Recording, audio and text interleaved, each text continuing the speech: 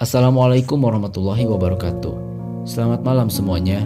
Saya akan bercerita tentang dua orang nelayan yang terombang-ambing di tengah lautan selama 7 hari tanpa makan dan minum. Ini adalah kisah 100% nyata yang benar terjadinya di daerah Garut Selatan, Kecamatan Pamengpeuk, Jawa Barat, Kabupaten Garut. Pada tanggal 12 Oktober 2020, tepat pada hari Senin sore, dua orang nelayan yaitu Bapak Ara dan Bapak Oi akan pergi melaut untuk mencari ikan. Bapak Ara berangkat dari rumah menggunakan motor yang biasanya dia pakai, sedangkan Bapak Oi entah berangkat naik apa, saya kurang tahu ya.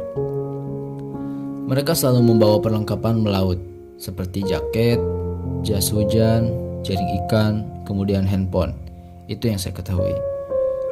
Sesampai di pesisir pantai, mereka mulai berangkat dan menaiki perahu yang kira-kira panjangnya itu 20 meter dan lebar kurang lebih 1,5 meter. Malam pun tiba dan cuaca pada saat itu kurang menguntungkan bagi para nelayan karena hujan terus mengguyur dari jam 8 malam hingga pagi. Sungai pun meluap hingga menyebabkan banjir bandang di beberapa titik. Rumah yang dekat dengan sungai pun diterjang air hingga ada yang terbawa arus dan ada juga yang hancur. Tentunya hal itu akan berpengaruh terhadap kondisi laut dikarenakan air yang mengarah ke laut. Pada pagi hari, kondisi laut sangatlah buruk dan sebagian para nelayan pun pulang, sementara yang lain masih dalam perjalanan dikarenakan badai yang menghambat sehingga perahu mereka terombang-ambing dengan ombak yang besar. Keluarga di rumah yang masih menunggu akan kedatangan Bapak Ara dan Bapak Oi tak kunjung datang. Yang harusnya datang pagi itu sampai zuhur pun belum datang. Ujar istri dari Bapak Ara yaitu Bunia, menyuruh anaknya Rahman untuk mengantarkan nasi ke pantai dikarenakan khawatir Bapak Ara pun lapar. Dikarenakan istri dari Bapak Ara yang sangat khawatir, akhirnya mereka berdua pun pergi untuk menyusul Bapak Ara yang tak kunjung pulang. 3 perahu nelayan pun pulang pada siang hari itu. Dan Bunia bertanya kepada mereka, apakah Bapak Ara masih ada di sana? Ujar Bunia. Dijawab nelayan lain yang katanya ada 2 perahu lagi yang masih belum pulang. Kemudian Bunia dan Rahman pun menunggu kedatangan mereka. Datanglah 1 perahu menuju pesisir pantai dengan besar harapan itu adalah Bapak Ara. Setelah melihat ternyata itu bukan Bapak Ara. Bunia dan anaknya pun pulang dengan membawa kesedihan dikarenakan Bapak Ara yang tak kunjung datang. Sesampai di rumah pun mereka berdua memberitahukan kepada warga bahwasannya Bapak Ara belum pulang. Pada tanggal 14, warga pun bersatu untuk mencari Bapak Ara dan Bapak Oi yang dibagi-bagi menjadi beberapa kubu. Ada yang menyisir ke laut bagian selatan dan ada juga yang menyisir ke laut bagian barat. 6 hari warga melakukan penyisiran, tidak ada hasil dan perkembangan sedikit pun.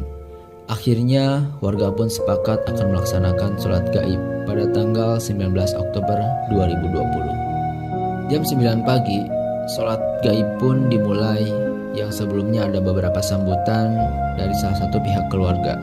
Kemudian dilanjut dengan dakwah dari ulama setempat yaitu Bapak Kiai Haji Uloh Saifullah yang memberikan pengetahuan dan penerangan tentang musibah ini. Beliau berkata, sesungguhnya jika memang waktu itu adalah hari di mana mereka dipanggil Allah, maka insya Allah mereka mati dalam keadaan syahid. Dan jika Allah mengizinkan mereka untuk kembali kepada keluarganya, maka dengan kuasanya Bapak Ara dan Bapak Oi akan kembali dengan selamat dan sehat.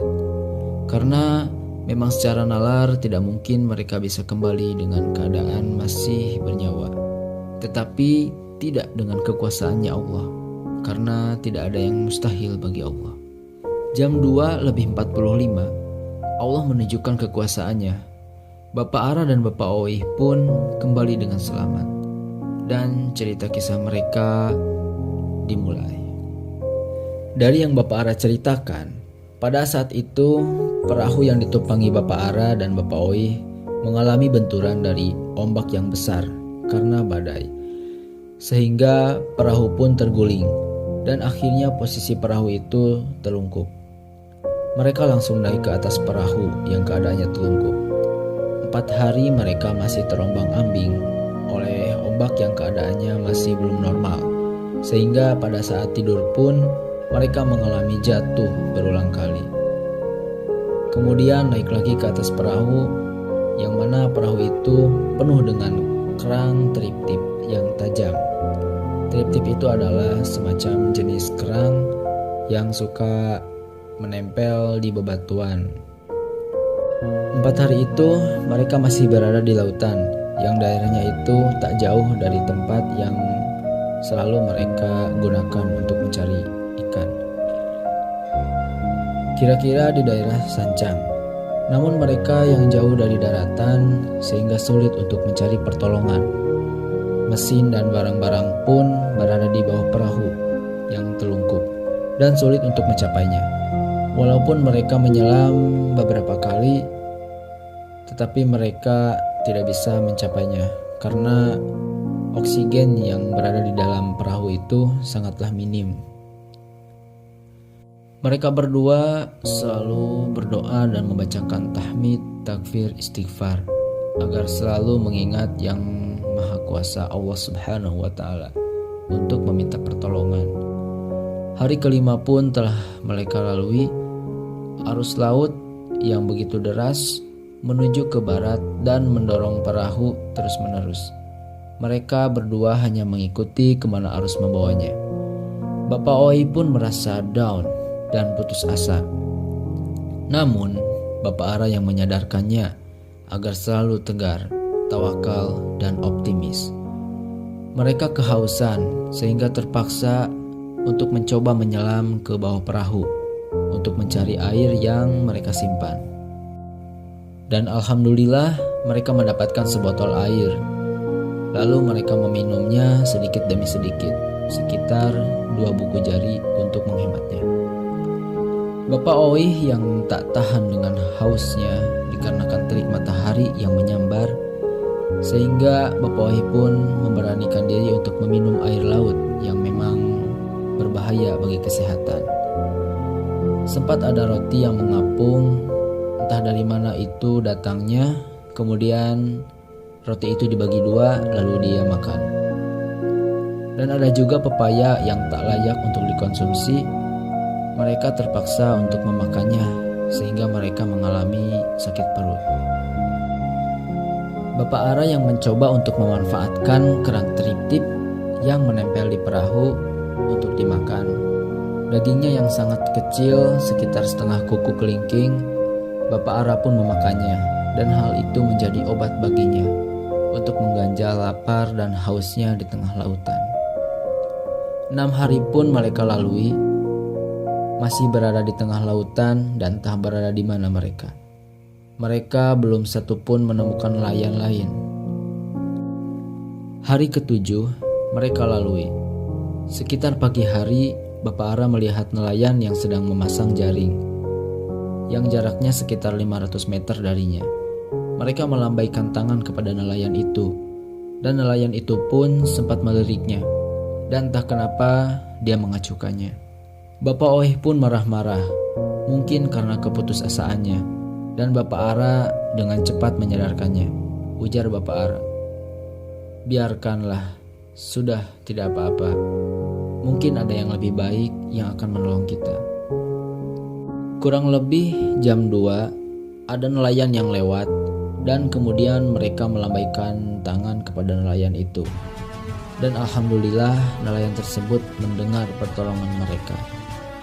Sempat berkata atau bercerita nelayan yang menolong Bapak Oi dan Bapak Ara itu bahwasannya nelayan itu pun pernah berada di posisi mereka, yang mana perahunya itu terbakar. Sesampai di darat, tepat di daerah Cilacap, kabar ini pun sangat cepat ditanggapi oleh Basarnas dan pihak lain. Kemudian mereka disambut dan dibawa ke klinik Basarnas Cilacap. Bapak Ara menghubungi keluarga di rumah yang menggunakan nomor HP yang dia tahu, yaitu nomor HP milik Dunia. Kemudian berpicaralah mereka dan Bapak Ara pun memberitahukan lokasi keberadaannya. Kemudian cerita pun selesai dan happy ending. Banyak pelajaran yang bisa kita dapatkan dari hal ini, dimulai dari kesabaran, tawakal, optimis, dan lain-lain. Peristiwa ini nyata dan benar-benar terjadi di kampung saya. Oke, demikian cerita yang telah saya sampaikan. Mohon maaf bila ada bagian cerita yang salah. Dan sekian, terima kasih. Wassalamualaikum warahmatullahi wabarakatuh.